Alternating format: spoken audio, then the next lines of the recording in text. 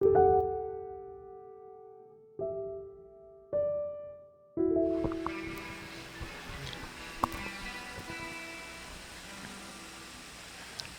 noite a todos. Vamos dar início à nossa, podemos dizer, a parte material do nosso trabalho de hoje, porque, como vocês sabem, a parte espiritual já começou há muito tempo, com a Sheila fazendo a leitura do Evangelho. A Clélia vai ler a mensagem do nosso irmão Cipriano ou da irmã Germana. A Célia vai fazer a prece de hoje. Logo após, nós vamos ter a Jussiara fazendo a palestra e a visualização terapêutica. Que Francisco de Assis e Fabiano de Cristo, mentores espirituais da nossa casa e da nossa causa, abençoe a todos nós aqui presentes dos dois lados da vida. Que assim seja. No Evangelho segundo o Espiritismo, obra codificada por Allan Kardec, capítulo 10. Bem-aventurados aqueles que são misericordiosos. Perdoar aos inimigos é pedir perdão para si mesmo. Perdoar seus amigos é dar-lhes uma prova de amizade. Perdoar as ofensas é mostrar que se tornou melhor. Perdoai, pois, meus amigos, a fim de que Deus vos perdoe, porque se sois duros, exigentes, inflexíveis, se tendes rigor mesmo por uma ofensa leve, como quereis que Deus esqueça que cada dia tendes maior necessidade de indulgência? Ai daquele que diz, eu nunca perdoarei, porque pronuncia sua própria condenação. Quem sabe, aliás, se descendo em vós mesmos, não fostes o agressor? Quem sabe se nessa luta que começa por um golpe de espinho e acaba por uma ruptura, não iniciastes o primeiro golpe? Se uma palavra ofensiva se não vos escapou, se usastes de toda a moderação necessária, sem dúvida, vosso adversário errou em se mostrar e de não merecer a censura que lhe endereçais. Admitamos que fostes realmente o ofendido numa circunstância. Quem diz que não envenenastes a coisa por represálias e que não fizestes degenerar em querela séria aquilo que teria podido facilmente cair no esquecimento? Se dependia de vós impedir-lhes as consequências, e se não o fizestes, sois culpados. Admitamos, enfim, que não tendes absolutamente nenhuma censura a vos fazer, e com isso não tereis senão maior mérito em vos mostrar clementes. Mas há duas maneiras bem diferentes de perdoar. Há o perdão dos lábios e o perdão do coração. Muitas pessoas dizem de seu adversário, eu lhe perdoo, enquanto que, interiormente, experimentam um secreto prazer do mal que lhe acontece, dizendo para si mesmas que ele não tem senão o que merece. Quantos dizem, eu perdoo, e que acrescentam, mas não me reconciliarei nunca, não quero revê-lo em minha vida. Está aí o perdão segundo o Evangelho? Não. O verdadeiro perdão, o perdão cristão, é aquele que lança um véu sobre o passado. É o único que vos será contado, porque Deus não se contenta com a aparência. Ele sonda o fundo dos corações e os mais secretos pensamentos. Não se lhe impõe com palavras e vãos simulacros. O esquecimento completo e absoluto das ofensas é próprio das grandes almas. O rancor é sempre um sinal de rebaixamento e de inferioridade. Não ouvideis que o verdadeiro perdão se reconhece pelos atos, bem mais que pelas palavras. Paulo, apóstolo, Lyon, 1861. Graças a Deus. Do livro Autoajuda por Autoajuda, de Francisco Cipriano e Irmã Germana. Reconhecimento. Hoje quero lhes falar sobre reconhecimento. Cada tarefa realizada deve merecer um reconhecimento para que haja incentivo para novas realizações. Uma criança recebendo um elogio pelo seu trabalho estará sendo estimulada a continuar se esforçando. O incentivo reforça o desejo de praticar novos desafios. Mas e quando são bons, dedicados, cumpridores e não tiveram uma só palavra de agradecimento, muito ao contrário, receberam ingratidão? Como suportar a mágoa? Como compreender e perdoar? Como revelar as palavras ditas intencionalmente para agredir? Nessas horas, há que se ter a compreensão de que muitas coisas podem estar atrás de tudo. Na medida em que tiveram noção de que há resgates que têm que ser resolvidos, já que tem uma luz para compreender o ocorrido. Outra coisa a ser pensada é que podem estar sendo testadas pelos bons espíritos com a intenção de vê-los preparados para tarefas de muita responsabilidade e que precisam estar galvanizados e acima de problemas corriqueiros. A preparação do espírito se dá lentamente, através da leitura, do conhecimento da doutrina. Estão conscientes da palavra perdão e do seu significado real. Deverão estar prontos para sublimarem sentimentos de revolta, de intolerância e revide. Há sempre um sentimento de incompreensão para quando, após um tratamento espiritual, não são sentidos resultados. A cura não se faz. Quando há razão, muitos são levados ao descrédito, à vontade de desistir de tudo, ao enfraquecimento da fé. Há doenças kármicas, porém, a doença que tem que ser tratada primeiro na alma. O reconhecimento, muitas vezes, vem após anos, até mesmo após a passagem pela terra. O maior exemplo é a vida de Cristo. Foi incompreendido por muitos, mas até hoje suas mensagens de amor são repetidas. A grande lição para tudo é o amor. O amor elucida tudo. Repartam tudo que têm dentro de si. Deixem aflorar os sentimentos mais recândidos que insistem em se esconder. Sejam pródigos e procuram elevar-se. Só assim poderá superar a mágoa de irmãos menos esclarecidos. Fiquem na paz. São Francisco reconheceu as mensagens do alto para que mudassem seus comportamentos. Foi incompreendido por muitos, mas foi ouvido por tantos. Orem, procurem se superar, perdoem sempre. Muita paz.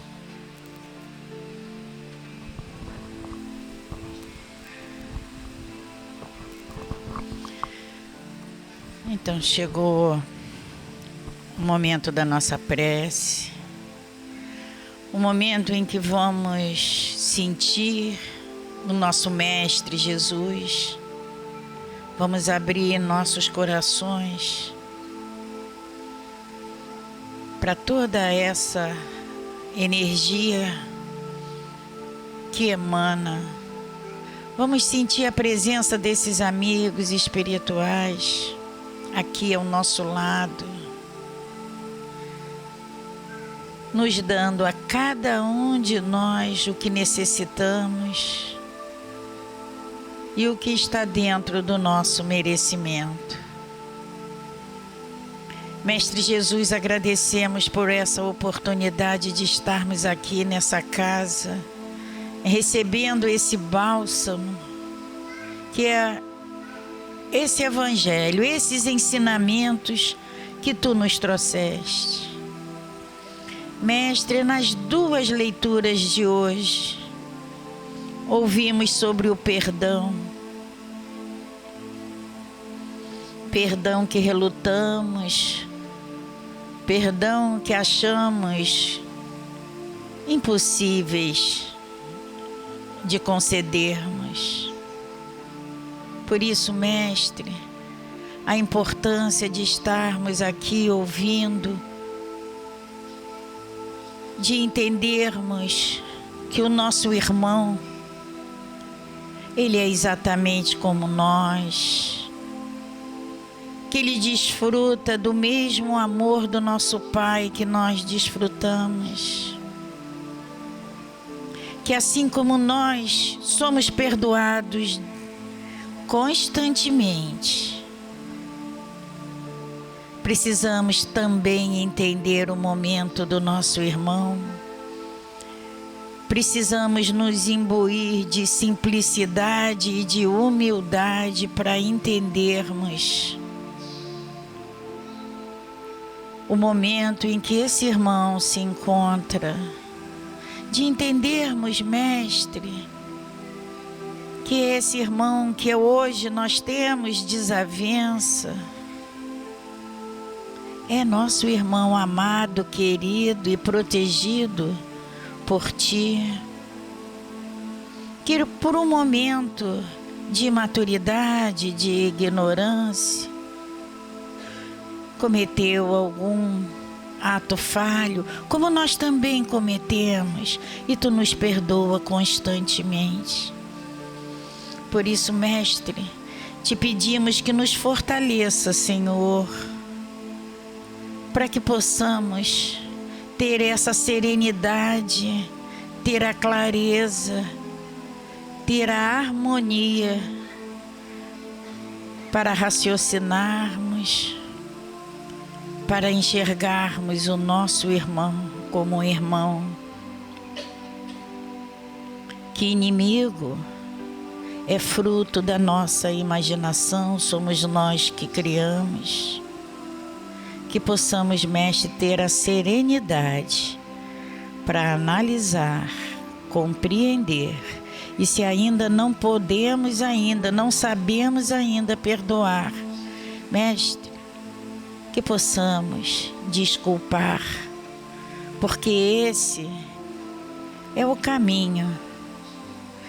Nós já sabemos, nós já queremos, nós já precisamos nos despojarmos, Mestre querido, desses vícios que nos prejudicam, que nos pesam tanto nessa caminhada, por isso nos arrastamos dessa maneira. Precisamos, queremos, Mestre, e te pedimos, nos fortifique, Senhor. E mais uma vez, Mestre, te agradecemos por estarmos aqui recebendo todo esse tratamento. E te pedimos, nos ajude a ser sempre merecedores de rogar a tua misericórdia. Mestre querido, que a tua paz e o teu amor esteja sempre em nossos corações. Que assim seja, Senhor. Graças a Deus. Bom, vamos lá, né? Então, companheiros, é sempre uma alegria a gente ter um tempinho na nossa vida, no nosso dia, para a gente conversar sobre a gente. E, assim, eu estava comentando ali com a companheira que eu gostaria muito de estar conversando sobre a nossa realidade. Como que nós nos identificamos, a nossa realidade como um ser espiritual. Porque já está na hora, já está no momento de nós trazermos para a nossa realidade esta assertiva. Foi anunciado agora essa semana fizeram uma estatística aqui no Brasil e uma porcentagem de brasileiros ainda acredita, entre aspas, que a Terra é plana. Leram isso? Souberam disso? Não é? Então, se não souberam, isso foi na mídia, esteve na mídia agora essa semana. E motivo até de discussões ainda em vários meios. E aí a gente sabe, né, nós sabemos, através da ciência oficial, que a Terra realmente pertence, né, ao nosso sistema planetário, que gira em torno do Sol, junto com os outros 9 planetas, perfazendo assim a sua órbita, né, de translação e de rotação, uma em 24 horas e a outra em 365 dias. E toda a configuração para esse estudo é que a Terra é redonda, né? Mas ainda tem esses irmãos que acham que a Terra ainda é achatada. Por que eu trouxe esse assunto? Ai, meu Deus, tem que correr. Por que eu trouxe esse assunto? Porque esse assunto, eu liguei esse assunto a uma outra informação que também faz parte, não de estatísticas oficiais, mas de rodas de conversa entre nós e que nós precisamos ter certeza, porque a partir das certezas, nós começamos a tomar resoluções mais assertivas, mais inteligentes, menos sofridas. Porque se a gente for dar uma paradinha no nosso dia a dia e a gente for perceber os nossos sofrimentos, sejam eles emocionais, mentais ou mesmo físicos, nós vamos ver que todos esses sofrimentos são nada mais, nada menos do que o resultado das nossas más escolhas. Muitas vezes, esses sofrimentos, se eles forem sentimentais ou emocionais, vamos remontar que, às vezes, usamos mal a palavra, usamos mal as intenções, usamos mal o nosso julgamento, e aí já fizemos um estrago. E a gente sabe que esse estrago não tem repercussão somente no nosso meio emocional, sentimental ou espiritual, que tem uma repercussão material no nosso físico. Então, está na hora já da gente saber dessas informações. Quando eu estava pensando em trazer o assunto, eu me perguntei, mas o que isso tem a ver com 2019, em pleno julho, inverno no Brasil, né? Isso vai resolver o quê das nossas situações, das demandas que muitas vezes trazemos procurando um pronto-socorro? Ah, encontrei resposta. Sim. Então, quando nós sabemos da informação, da nossa condição como um ser imortal, como um ser que teve um princípio, mas que não tem fim, isso muda a nossa percepção de futuro. Ah, mas isso é muito difícil da gente pensar. Não é não. Quando nós pertencemos a esse grupo grande de companheiros que já sabem que a Terra é redonda e que já sabem também que a vida espiritual é a vida real. Que nós, quando estamos mergulhados num corpo físico, como nós todos estamos aqui agora, nós estamos comandando um grupo de matéria que se chama corpo físico, que é um conjunto biológico, bioquímico, que a gente precisa conhecer o comando desta máquina genial que se chama corpo físico, para que a gente possa, nesse comando, saber evitar as doenças. Lembra que falamos que muitas dessas doenças são das nossas escolhas? Então, quando me percebi, aliás, tendo a ideia de trazer esse assunto para nós, mesmo em tão pouco tempo, mas que possa ficar na nossa curiosidade. Muitos de nós dizem assim, será que existe vida mesmo após a morte do corpo físico? Quando a gente faz essa pergunta em relação ao corpo físico, já se admite que há alguma coisa a mais, não é? O brasileiro, o povo brasileiro, ele é o maior povo cristão do mundo. E dentro do cristianismo cabe as condições do catolicismo, do protestantismo e do espiritismo, dentro do cristianismo. E dentro do espiritismo, nós sabemos que o Cristo, quando esteve conosco, ele veio trazer exatamente a certeza dessa nossa condição de imortais. É porque a gente lê a Bíblia, a gente lê o Novo Testamento, a gente lê aquilo ali, lê por ler. Mas a gente precisa ler agora com segundas intenções. Que segundas intenções são essas? De nos encontrarmos naquelas palavras. Porque é impossível que Jesus, o Cristo de Deus, veio ter conosco um tempo somente para nos dizer balela. Não faz sentido. Na minha vida não faz sentido. O que ele veio trazer para nós é a condução das nossas vidas. E a condução das nossas vidas com esses conhecimentos que vai alargando o nosso entendimento para que a gente possa tomar melhores decisões, nos liberta de uma série de condições e situações. Então, queridos companheiros, lembra aquele ditado antigo que dizia assim, mas isso é muito antigo mesmo, né? Que dizia assim, nunca ninguém voltou de lá para dizer se é verdade o mundo espiritual? Já era. Porque hoje em dia nós sabemos, através da literatura, através do teatro, através do cinema, através das novelas, como esse tema é bem explorado, da continuidade da vida. Bom, a gente sabe que vai encontrar companheiros que ainda duvidam, como tem muita gente que está fazendo 60 anos, né? Que 50 anos que o homem foi à Lua, e tem gente que ainda duvida. Lá em casa eu tenho um tio que diz que não é verdade. Aquilo tudo foi uma armação. E tem muita gente também que duvida dessa continuidade da vida. Então, queridos companheiros, a reflexão dessa noite é para que a gente possa voltar para as nossas casas e a gente desacelerar um pouco mente e coração e começarmos a pensar que o que o Cristo veio trazer para a gente é de uma utilidade incrível em nossas vidas e que precisa fazer sentido no nosso viver.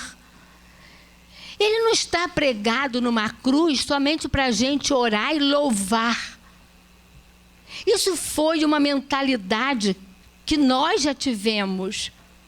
Uma mentalidade onde a gente era muito, muito infantil.